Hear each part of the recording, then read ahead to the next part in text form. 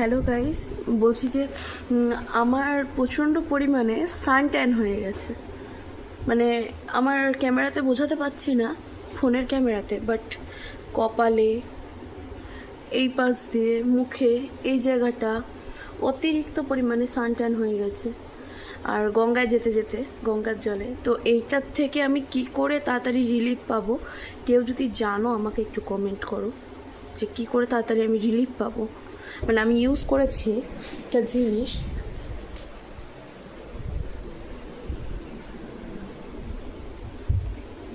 আমি ডার্মাকোর এই পিলিং সলিউশনটা ইউজ করেছি, বাট এই সলিউশনটা ইউজ করার পরেও যাচ্ছে না ঠিক করে। 2 সপ্তাহ ইউজ হয়ে গেছে অলরেডি আমার এটা করা, কিন্তু তাও সানট্যানটা যাচ্ছে না ঠিক করে।